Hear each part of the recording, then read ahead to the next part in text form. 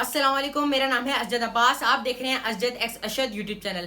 ہمارے آج کے معزز مہمان ایک نامور علمی گھرانے سے وابستہ ہستی ہیں جو کہ پاکستان کے اہم مذہبی اداروں میں سرپرستی فرما رہے ہیں، یعنی ادارے تبلیغ و تعلیمات اسلامی کے سربراہ ہیں، ساتھ ہی ساتھ چیئرمین حج و عمرہ اور زیارت کمیٹی بھی ہیں، اور بہت 60 سے زائد اداروں کے سربراہ بھی ہیں. آپ سب کی شناسہ شخصیت جو معمولاً مختلف میڈیا گروپس اور چینلز پر جلوہ افروز ہوتے ہیں اور اپنی دینی اور علمی خدمات سے ہمیں مستفید فرماتے ہیں. قبلہ و کعبہ علامہ سید محمد اون نقوی صاحب. ویڈیو دیکھنے سے پہلے ہمارے چینل کو سبسکرائب کر لیے گا. Thank you.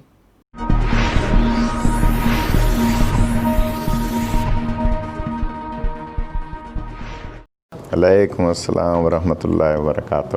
کیسے ہیں آپ؟ الحمدللہ، اللہ سلامت رکھے انشاءاللہ. مولانا صاحب، میں بہت شکر گزار ہوں کہ آپ نے ہمیں اتنا ٹائم دیا، اپنے قیمتی وقت سے کچھ لمحات ہمارے لیے نکالے.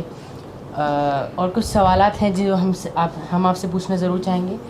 آغا صاحب، آپ اتنے سالوں سے حج کی جو سعادت ہے وہ نصیب فرما رہے تھے، اور ان سال بسبب کرونا جو یہ ماحول ہے، اس سال آپ بھی اور تقریباً تمام ہی امت مسلمہ اس سعادت سے محروم رہے، تو آپ اپنے احساسات کیسے بیان فرمائیں گے؟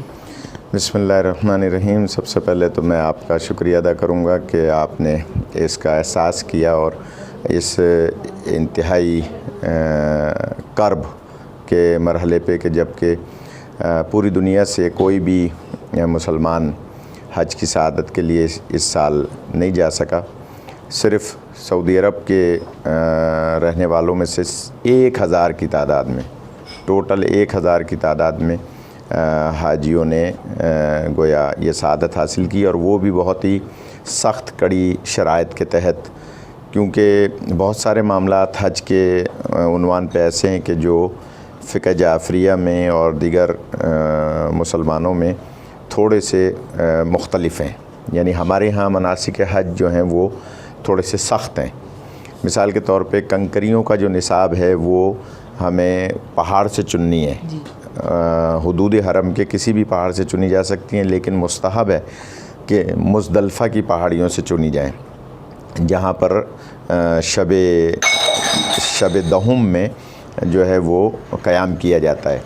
تو لیکن حرم مکہ المکرمہ سے کہیں سے بھی چن سکتے ہیں. تو سعودی گورنمنٹ نے اس دفعہ کرونا کی وجہ سے وہ کنکریاں خود گویا کریش کی ہوئی فراہم کی تھیلیوں میں. تو ہمارے ہاں اس کی اجازت نہیں ہے. ہمیں وہ کنکریاں جو ہیں خود چننی ہیں، اور کوئی اور بھی دوسرے کے لیے چن سکتا ہے نیابتاً، لیکن چننی ہے. کریش کی ہوئی جو ہے نا وہ جائز نہیں ہے. تو ایسے بہت سارے معاملات ہیں. تو ہم اس دفعہ بہت زیادہ کرب اور گویا ایک طرح سے روحانی اذیت میں رہے کہ مسلسل 21 سال تک ہم حج کی سعادت حاصل کرتے رہے، اور اس سال نہیں جا سکے. ہم کیا، پوری دنیا سے کوئی نہیں جا سکا. تو یہ ایک اللہ کی ہمارے لیے، تمام مسلمانوں کے لیے آزمائش ہے، اور دعا ہے کہ خداوند متعال اس آزمائش کو معاف فرمائے اور ہمیں سب کو اس سے سرخرو فرمائے، اور پوری دنیا میں جو یہ وبا ہے اس سے اللہ تعالیٰ سب کو محفوظ فرمائے. اللہ آپ کو سلامت رکھے. آپ نے جیسے ابھی فرمایا کہ یہ بالکل ہی ہمارے اوپر عذاب آ گیا ہے، اور یہ کرونا جو ہے انتہائی کڑا امتحان لے رہا ہے ہم سے. تو اس سلسلے میں ایام عذاب بھی آ رہے ہیں، تو آپ عزاداران امام مظلوم کے لیے کیا پیغام دینا چاہیں گے؟ ہاں، میں نے اصل میں اس کو عذاب نہیں کہا، اس لیے کہ اللہ رحمان بھی ہے، رحیم بھی ہے. ہم دیکھیے جب بسم اللہ پڑھتے ہیں تو پڑھتے ہیں بسم اللہ الرحمن الرحیم، کہ شروع اللہ کے نام سے جو رحمان و رحیم ہے. حالانکہ رحمان اور رحیم جو ہے اس کی صفات ہیں، اور علماء نے لکھا ہے کہ رحمان وہ پوری کائنات کے لیے، کوئی اسے مانے یا نہ مانے وہ سب کے لیے بارش برساتا ہے، وہ سب کے لیے اجناس پیدا کرتا ہے، وہ سب کے لیے دنیا کی جو نعمات ہیں وہ دیتا ہے، اس لیے وہ رحمان ہے. اور رحیم وہ مومنین کے لیے ہے، اور رحمان بھی مومنین کے لیے. لیکن دنیا میں رحمان ہے ماننے اور نہ ماننے دونوں کے لیے، جو بھی ماننے والے ہوں یا نہ ماننے والے. لیکن رحیم وہ صرف مومنین کے لیے ہے، اس لیے بسم اللہ کے ساتھ رحمان بھی اور رحیم دونوں استعمال ہوتے ہیں. تو عذاب تو ہم مسلمانوں کے لیے نہیں کہہ سکتے، غیر مسلموں کے لیے عذاب کہہ سکتے ہیں. کیونکہ اللہ کا وعدہ ہے اپنے حبیب سے کہ جب تک آپ اس امت میں ہیں، اور سرکار تو اب ہمیشہ ہیں، کیونکہ ہم جب کلمہ پڑھتے ہیں محمد الرسول اللہ کا تو اس کا مطلب ہم کہتے ہیں کہ محمد صلی اللہ علیہ وآلہ وسلم اللہ کے رسول ہیں، تھے نہیں کہتے، لہٰذا سرکار ہیں، ہم ان کی امت ہیں، تو اللہ کا وعدہ ہے معراج پہ کہ میں آپ کی امت پہ عذاب نازل نہیں کروں گا۔ تو یہ آزمائش ہے، امتحان ہے ان لوگوں کے لیے جو مسلمان ہیں، عذاب ہو سکتا ہے ان لوگوں کے لیے جو غیر مسلم ہیں۔ تو اللہ سب کو محفوظ رکھے۔ گزارش یہ ہے کہ محرم الحرام بالکل آمد ہے، اور تمام محبان اہل بیت سے، تمام انسانوں سے، تمام مسلمانوں سے جو بھی منصف مزاج ہیں، درد دل رکھتے ہیں، ان سے ہم گزارش کرتے ہیں کہ وہ اس مہینے میں خاص طور پہ پہلے عشرے میں، ویسے تو 8 ربیع الاول تک، اور پھر آگے ربیع الاول میں بھی، اور پھر ہمیشہ امام حسین علیہ السلام کی جو اتنی عظیم قربانی ہے اس کو معرفت کے ساتھ اس کا اظہار کریں، محبت کا، اور محبت کے اظہار کے یہی طریقے ہیں کہ ہم مجالس اعزا کا انعقاد کرتے ہیں، جلوس اعزا کا انعقاد کرتے ہیں، ان کے غم میں غم مناتے ہیں، کوئی کسی طریقے سے، کوئی کسی طریقے سے۔ لیکن اس وقت جیسے کہ آپ نے کہا آپ کے کیا احساسات ہیں، تو اس وقت احساس یہ ہے کہ سب کو اس کرونا کی بیماری کے ہوتے ہوئے اپنے آپ کو محفوظ رکھتے ہوئے دوسروں کو بھی محفوظ رکھیں، اور عزاداری اور تمام تر جو اس کے رسومات ہیں، جو احکامات ہیں، ان کو شریعت کے مطابق ادا کریں۔ محترم آغا، ابھی اگر میں سیاسی بات کروں، پنجاب اسمبلی میں ایک ابھی بل پیش ہوا ہے علیہ السلام کے متعلق، تو آپ اس کے بارے میں کیا کہنا چاہیں گے؟ کیا یہ توہین اہل بیت علیہ السلام نہیں ہے؟ کیا یہ دل آزاری نہیں ہے؟ بے شک، دیکھیے یہ بل جنہوں نے بھی پیش کیا ہے وہ دراصل فرقہ واریت کے موجب ہیں، فرقہ واریت کو پھیلانے والے ہیں، اور پاکستان میں جو فرقہ واریت کی ابتدا ہوئی ضیاء الحق کے دور میں، یعنی جس کالعدم جماعت جسے سپاہ صحابہ کہا جاتا ہے، یا لشکر جھنگوی کہا جاتا ہے، یا طالبان کہا جاتا ہے، یا آپ اس کو کوئی بھی نام دے لیں، القاعدہ نام دے لیں، یہ سب کے سب وہ ہیں، داعش نام لے لیں، یہ سب کے سب وہ ہیں کہ جو پوری دنیا میں اسلام کا چہرہ مسخ کرنے والے ہیں۔ انہوں نے اسلام کا چہرہ مسخ کیا ہے۔ یعنی آپ اگر غور کریں تو ہم جب یورپ میں جاتے ہیں تو ہم سے سوال کرتے ہیں، مجھ سے کینیڈا میں ایک ٹیلی ویژن ہے ویژن آف پاکستان کے نام سے، انہوں نے ایک انٹرویو میں سوال کیا کہ مسلمانوں کو جو ہے وہ دہشت گرد قوم کے طور پر پہچانا، مانا اور گویا جانا جا رہا ہے۔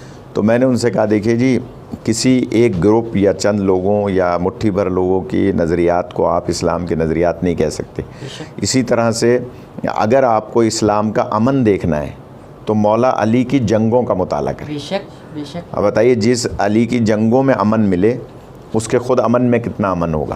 بے شک، بے شک۔ تو میں نے اس کی پھر وہاں بہت ساری مثالیں بھی دی۔ تو یہ جو پنجاب اسمبلی میں ایک متنازع بل پیش کیا گیا ہے، وہ کیسے پیش ہوا کہ اس کے اندر ایک کالعدم جماعت کا، کیونکہ ایک ممبر مسلم لیگ کاف کے پلیٹ فارم سے یا آزاد امیدوار کی حیثیت سے، اور اس کی جو سپورٹ کی ہے مسلم لیگ کاف نے، اس کے تحت وہ آیا اور اس نے وہ بل بنایا اور چودھری پرویز الہی کو بیوقوف بنا لیا، اور اس کے ذریعے سے وہ بل پیش کر دیا۔ تو میں عرض کروں گا کہ کیونکہ یہ سیاسی لوگ ہیں، ان کا کوئی دین مذہب سے تعلق نہیں ہوتا، اگر یہ ذرا سا بھی غور و فکر کر لیتے پہلے تو شاید یہ بل پیش ہی نہ ہوتا۔ لیکن جب بعد میں زور پڑا اور حقیقت کا پتہ چلا کہ تو کھلی فرقہ واریت کا بل پاس کر رہی ہے پنجاب اسمبلی، تو چودھری الہی پرویز الہی کو بھی عقل آئی، اور انہوں نے پھر بیان بھی دیا کہ میں اہل بیت سے محبت کرتا ہوں اور ایسا مسئلہ نہیں ہے، اور گورنر نے بھی وہ کہا کہ میں بل پہ سائن نہیں کروں گا۔ دراصل آپ کے سوال کے جواب میں ایک موٹی بات یہ کہوں گا کہ یہ بل صریحاً قرآن و سنت کے خلاف ہے۔ کیوں کہ قرآن مجید میں آیت ہے سلام علی موسیٰ و ہارون، سلام ہو موسیٰ اور ہارون پہ، سلام علی یاسین، سلام ہو آل یاسین پر۔ یاسین حضور پاک کا نام ہے، اللہ کہہ رہا ہے آل یاسین پر سلام ہو، تو اللہ خود سلام بھیج رہا ہے، بل والے کہہ رہے ہیں کہ آل محمد پہ سلام نہ ہو۔ تو اس کا مطلب ہے یہ جو کہتے ہیں ہمارے لیے قرآن کافی ہے، انہی نے یہ نظریہ پیش کر دیا، تو یہ تو قرآن مجید کے خلاف ہے۔ تو اگر ہم یہ مقدمہ قائم کریں ان بل پیش کرنے والوں پہ کہ انہوں نے قرآن کی توہین کی ہے، پھر قرآن مجید میں اللہ فرما رہا ہے ان اللہ و ملائکتہ یصلون علی النبی، علی النبی، یہ علی النبی جو ہے اس کا مطلب ہی نبی اور آل نبی ہے. بے شک اس کے تمام مفسرین نے یہ کہا. تو اللہ کہہ رہا ہے سلام بھیجو نبی اور آل نبی پہ، آپ کہہ رہے ہیں سلام نہ لکھو. اسی طرح سے ایک آیت ہے قرآن مجید میں یہی سلام علی موسیٰ و ہارون، سلام و موسیٰ اور ہارون پہ. اور نبی فرماتے ہیں علی کو مجھ سے وہی نسبت ہے جیسے ہارون کو موسیٰ سے تھی. تو اللہ موسیٰ اور ہارون پہ سلام کر رہا ہے، نبی جناب علی کو ہارون علیہ السلام کی مثل کہہ رہے ہیں، تو اس کا مطلب نبی پہ بھی سلام ہے اور علی علیہ السلام پہ بھی سلام ہے. تو یہ بل تو صریحاً فرقہ وارانہ گویا فساد برپا کرانے کی سازش تھی، جو شکر ہے کہ وزیر اعظم نے بھی اس میں مذمت کر دی ہے. تو ہم صرف آپ کے اس یوٹیوب چینل کے ذریعے سے گزارش کریں گے لوگوں سے کہ اس قسم کی جو چالاکی کے ساتھ گویا کہہ لیجئے کہ مکر کے ساتھ اور وہ کرتے ہیں کام کسی بھی اسمبلی میں کسی بھی فورم پہ، تو وہ ملک دشمن بھی ہیں، اسلام دشمن بھی. بے شک. محترم آقا، اکثر مشاہدے میں یہ بات کی جاتی ہے کہ جو زائرین ہیں جب وہ کوئٹہ سے تافتان بارڈر کے بذریعہ ایران جاتے ہیں، زیارت پہ جاتے ہیں، تو ان کو کئی مشکلات کا سامنا دیکھنا پڑتا ہے. مولا مظلوم کی زیارت کے لیے زائرین کو بھی کیا آپ اس بارے میں کیا فرمانا چاہیں گے؟ دیکھیے ماضی میں تو بہت زیادہ معاملہ خراب تھا. آپ نے دیکھا کتنی بسوں پہ حملے ہوئے، کتنی بسوں کو جلا دیا گیا، کتنی بسوں پہ فائرنگ ہوئی، کتنی بسوں کو نالے میں گرا دیا گیا اور زائرین کو شہید کیا گیا. اب یہ بات تو ماننی پڑے گی کہ عمران خان کی گورنمنٹ نے زائرین کے حوالے سے ایک پلان بنایا ہے، جس میں مولانا شہنشاہ حسین نقوی صاحب اور لاہور کے ایک اور مولانا صاحب ہیں، وہ اور کئی علماء سے انہوں نے مشاورت کی ہے. اور اب باقاعدہ تافتان پر بھی ایک باقاعدہ سیکریٹریٹ اور کہہ لیجئے کہ وہاں انتظامات کیے جا رہے ہیں، ڈائریکٹر بٹھائے جا رہے ہیں، اور اس کے علاوہ راستے میں بھی جو ہے وہ سہولت فراہم کی جا رہی ہے.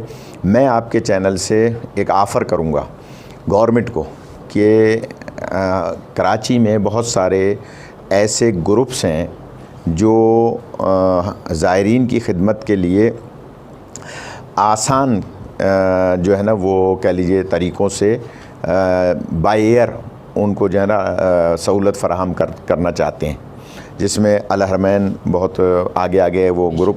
وہ کہتے ہیں کہ بھائی آپ بائی ایئر یہاں سے جو ہے وہ کراچی سے کوئٹہ زائرین کو بھیجیں، کوئٹہ سے پھر وہ تافتان کے ذریعے اور جو ہے نا وہ آگے چلے جائیں، یا تافتان پہ ایک ایئرپورٹ بنایا جائے، چھوٹا ایئرپورٹ، اور وہ کراچی سے یا اسلام آباد لاہور سے یا مثلا ملتان سے فلائٹیں سستے داموں اس میں وہ گروپس جو ہیں وہ تعاون کرنے کو تیار ہیں، وہ ان کو زائرین کو ڈائریکٹ لے جائیں اپنا تافتان بارڈر پہ، وہاں سے وہ اپنے بسوں کے ذریعے سے چلے جائیں. کیونکہ جو اصل خطرہ ہے، اچھا یہ جو پٹی ہے پوری کراچی سے جو جاتے ہیں اس راستے سے آپ کہہ لیجئے کہ کوئٹہ، اس میں گورنمنٹ خود بھی مجبور ہے کہ وہاں پر کچھ ایسے پہاڑی علاقے ہیں کہ جہاں پہ گویا ہندوستان بھی مداخلت کر دیتا ہے، اور وہ تو چاہتا ہے پاکستان جو ہے وہ اسٹیبلش نہ ہو، اور ادھر سے بلوچستان کے پہاڑوں سے بھی دہشت گرد آ جاتے ہیں جو افغانستان کے ذریعے سے آتے ہیں. اس لیے گورنمنٹ اور ایجنسیاں جو ہیں اس پہ زیادہ غور کریں کہ آپ آسان طریقے سے بائی ایئر کراچی سے جو ہے تافتان تک زائرین کو پہنچائیں، کیونکہ یہ راستہ کتنی ہی یہ کوشش کر لیں یہ مکمل محفوظ نہیں ہو سکتا، کیونکہ اتنا بڑا راستہ ہے. اچھا پھر اس میں جو اس راستے کے دوران فورسز کے لوگ ہوتے ہیں، ان فورسز کے لوگوں میں بھی بہت سے متشدد ہوتے ہیں. فورسز میں ہماری فورسز میں بہت سارے لوگ ایسے ہوتے ہیں کہ جو نظریاتی طور پر شیعوں کے حامی نہیں ہیں، تو وہ پھر وہ وہاں پر اپنا غصہ بھی نکال لیتے ہیں اور کہتے ہیں بھائی ہم تو خود یعنی اس سے کہہ لیجئے کہ صرف نظر سے کام لیتے ہیں، یا کہہ لیجئے کہ نااہلی برتتے ہیں اور دہشت گردوں کو موقع مل جاتا ہے. تو اس میں بہت زیادہ یہ کہہ لیجئے آسان ہو سکتا ہے کہ اگر کراچی کوئٹہ لاہور، کراچی لاہور اسلام آباد سے فلائٹیں جو ہیں وہ تافتان تک کم سے کم ابھی کوئٹہ تک چلائی جا سکتی ہیں. آغا صاحب، ابھی آپ نے کہا کہ ہندوستان جیسے ہمیں ہر ہر جگہ پر ہمیں نیچے دکھانے کی کوشش کرتا ہے. تو پاکستان جو ان کو جواب دے گا وہ یکجہت ہو کر دے گا. تو یکجہتی کیسے ہوگی؟ جب جوان آپس میں ایک ساتھ ملیں گے, جوش جذبہ ہوگا. لیکن آج کل کا جوان جو یہ مسلکی جنگ میں گھرا ہوا ہے, تو آپ ان جوانوں کو کیا میسج دینا چاہیں گے کہ وہ کیسے یکجہتی قائم کریں؟ دیکھیے, میں جوانوں کو تو یہ میسج دوں گا, اگر اللہ کرے کہ زیادہ تر لوگ یہ ہمارا میسج نوجوان سن لیں, کہ ہر انسان, ہر نوجوان ہو, چاہے بوڑھا ہو, چاہے بچہ ہو, عورت ہو یا مرد ہو, وہ اپنی اپنی قبر میں جائے گا. بے شک. کوئی بھی کسی مولانا کی قبر میں نہیں جائے گا, کوئی مولانا اس کی مدد کرنے قبر میں نہیں آئے گا, کسی کا باپ اپنے بیٹے کی قبر میں نہیں آئے گا, کسی کی ماں بیٹے کی قبر میں نہیں آئے گی. قبر میں سختی ہے, اور قبر میں سوال جواب جو ہیں وہ سخت ہیں. آج کا نوجوان اگر صرف یہ غور کر لے کہ میں اپنے باپ کے نظریے پہ قائم ہوں, مثلا میرا باپ جو تھا وہ کہتا تھا کہ اللہ کے علاوہ کسی سے مدد مت مانگو, جبکہ قرآن خود کہہ رہا ہے استعینوا بالصبر والصلاۃ, مدد مانگو صبر سے اور صلاۃ سے. تو کیا مطلب؟ اچھا, اسی طرح سے اللہ کہہ رہا ہے وابتغوا الیہ الوسیلہ, مجھ تک پہنچنے کے لیے وسیلہ تلاش کرو. اور مثلا کسی کا باپ یہ کہہ رہا ہے کہ نہیں بیٹا بس اللہ اللہ کرو, کوئی وسیلے کی ضرورت نہیں ہے. تو میں ان نوجوانوں کو, دیکھیں میں 24 دفعہ امریکہ گیا ہوں تبلیغات کے لیے, 11-12 دفعہ کینیڈا گیا ہوں, 21 حج کیے ہیں, میں پوری دنیا میں پھرا ہوں. تو وہاں کے جو نوجوان ہیں وہ کھلے ذہن کے ہیں, وہ کہتے ہیں کہ بھائی ہمیں سوچ سمجھ کے دین کو اپنانا ہے, آبا و اجداد کے دین کو نہیں اپنانا. کیونکہ یہ جو آج کے دور میں آپ نے سوال کیا, پاکستان میں خاص طور پہ سرحدی علاقوں میں, خاص طور پہ ہمارے کالج یونیورسٹیز میں پڑھے لکھے نوجوان کہتے ہیں کہ نہیں جناب ہمارے دادا ایسے تھے تو ہم بھی ایسے ہی ہیں, ہمارے والد ایسے تو ہم بھی ایسے ہی ہیں. نہیں, میں شیعہ سنی سے قطع نظر شیعوں سے بھی کہوں گا کہ وہ اپنے آبا و اجداد کے نظریات پر قائم نہ رہیں, اپنی فکر, اپنی سوچ, اپنا مطالعہ, منصف مزاج بن کے. منصف مزاج کیا مطلب؟ کہ آپ صرف یہ دیکھیں کہ اگر علی علیہ السلام نے جنگ بدر میں 35 افراد مارے ہیں کفار کے, اور باقی 35 جو ہیں وہ باقی مسلمان لشکریوں نے مارے ہیں, تو نوجوان کو غور کرنا پڑے گا نا کہ علی کیا ہیں. اگر خانہ کعبہ میں پیدا ہوئے ہیں تو نوجوان کو غور کرنا چاہیے کہ علی کیا ہیں. اللہ نے ان کو منفرد بنایا ہے تو کیوں بنایا ہے؟ اب ایک نوجوان سوچے کہ صاحب میرے والد کیونکہ مولا علی کو ویسے نہیں مانتے تو میں بھی نہیں مانوں گا. نہیں, آپ خود اپنی فکر سے, اپنی سوچ سے, کیونکہ والد کی قبر میں آپ بھی نہیں جائیں گے, آپ کی قبر میں وہ نہیں جائیں گے. تو میں آپ کے چینل کے ذریعے سے نوجوانوں کو پیغام دوں گا کہ ذہن کو کھولیں. یہ نہ دیکھیں میرے باپ کیا ہے, میرے دادا کیا ہے, میری نانی کیا ہے, میری نانا کیا ہے. یہ دیکھیں کہ دین کیا کہتا ہے, حقیقت کیا ہے. قرآن کو سمجھیں, اہل بیت کے فرامین کو سمجھیں, احادیث کو دیکھیں, خدمات اہل بیت کو دیکھیں. میں نے تقریباً 21 افراد کو حور بنایا ہے پوری دنیا میں, یعنی مونٹریال میں, آپ کے ہیوسٹن میں, اور کئی جگہوں پہ. تو ان کو میں صرف یہ کہتا تھا بھائی دیکھیں آپ کے ذہن میں جو سوالات ہیں اہل بیت علیہ السلام سے متعلق, اسلام سے متعلق, آپ کھلے دل و دماغ سے وہ سوال قائم کریں, اس لیے کہ یہ دین فطرت ہے. اچھا, وہاں کے نوجوان جانتے ہیں کہ ہمارے والدین ہمیں باؤنڈ نہیں کریں گے, ہمیں یہ نہیں کہیں گے تم نے ہاتھ باندھ کے ہی نماز پڑھنی ہے. کتنے بچوں کے میں نے ہاتھ کھلوائے وہاں دلائل سے, کہ بچہ پیدا ہوتا ہے تو ہاتھ کھلے ہوئے ہوتا ہے, قبر میں جاتا ہے تو کھلے ہوئے. تو فطرت تو یہ کہہ رہی ہے کہ بھائی کھلے ہوئے آئے ہو کھلے ہوئے جاؤ گے, تو نماز میں کیوں ہاتھ باندھ رہے ہو بھائی؟ رسول پاک صلی اللہ علیہ وآلہ وسلم نے کبھی ہاتھ باندھے ہوں کوئی دکھا دے, حضرت ابوبکر نے کبھی ہاتھ باندھے ہوں کوئی دکھا دے. تو یہ دوسرے دور خلافت سے ہاتھ باندھنے کا سلسلہ شروع ہوا. اب ایک نوجوان کو اگر ہم دلیل دے رہے ہیں کہ بھائی تم عقل سے کام لو, آبا و اجداد کے دین پہ نہ چلو, ان کے مسلک پہ نہ چلو, عقل سے کام لو, کیونکہ تمہیں اپنی قبر میں جانا ہے. بے شک. اور پھر میں آپ کے سوال کے جواب میں آخری جملہ یہ کہوں گا اس سوال میں کہ دیکھیے قبر میں کہا تھا ایک بہت بڑے صحابی کے بیٹے نے کہ بابا مجھے امام حسن علیہ السلام نے غلام زادہ کہا ہے. تو اس نے کہا بیٹا جلدی سے جاؤ اور لکھوا کے لے آؤ. اچھا, وہ گیا لیکن وہ لکھ کے نہیں دیا جا سکا, اس لیے کہ مولا حسن علیہ السلام سرکار کی زری پہ جا کے نماز پڑھنے لگے, نماز طول دے دی, تو وہ تھک کے واپس آ گیا بیٹا. بیٹے نے کہا بابا لکھ کے تو نہیں دیا, لیکن اگر لکھ دیتے تو آپ کیا کرتے؟ تو انہوں نے کہا کہ میں اپنے کفن میں رکھوا دیتا. اب میں ان نوجوانوں سے کہوں گا کہ جو ان کو اپنا رہبر و رہنما مانتے ہیں وہ اسی بات پہ غور کر لیں کہ جسے اپنی قبر کی فکر ہے وہ آپ کی قبر کہاں سے چھڑائیں گے؟ بے شک بے شک. وہ آپ کی مدد قبر میں کیسے کریں گے؟ وہ تو خود کہہ رہے ہیں کہ لکھوا کے دے دیتے تو میری قبر میں کام آ جاتا. تو کام آنے کا مطلب عذاب سے بچ جاتے. تو جو مولا حسن کے لکھے ہوئے سے عذاب سے اپنے آپ کو بچانا چاہ رہے ہیں، وہ اس کا مطلب ہے انہیں اپنے اعمال کی وجہ سے اپنی قبر کی فکر ہے. تو جو ان کو مانتا ہے، اور میں نوکر صاحبہ دا کہتا ہے، وہ ان کے نام پہ مر جائے گا تو وہ تو اپنی مدد کے محتاج ہیں، تمہاری مدد کہاں سے کریں گے؟ تو مولا علی علیہ السلام کہہ رہے ہیں میں قبر میں کام آؤں گا، میں موت کے وقت کام آؤں گا، میں آپ کے حشر میں کام آؤں گا. تو جو علی آپ کی قبر میں کام آئیں ان کو اپنائیں، دنیا میں بھی اور آخرت میں بھی. بہت بہت شکریہ آغا صاحب. اللہ سلامت رکھیں انشاءاللہ. بہت ہی بہترین علمی گفتگو رہی. آپ لوگوں کا بہت بہت شکریہ ویڈیو دیکھنے کا. پسند آئی ہو تو ویڈیو کو لائک کریے گا. اپنا بہت سارا خیال رکھیے گا. جب تک کے لیے اللہ حافظ و ناصر.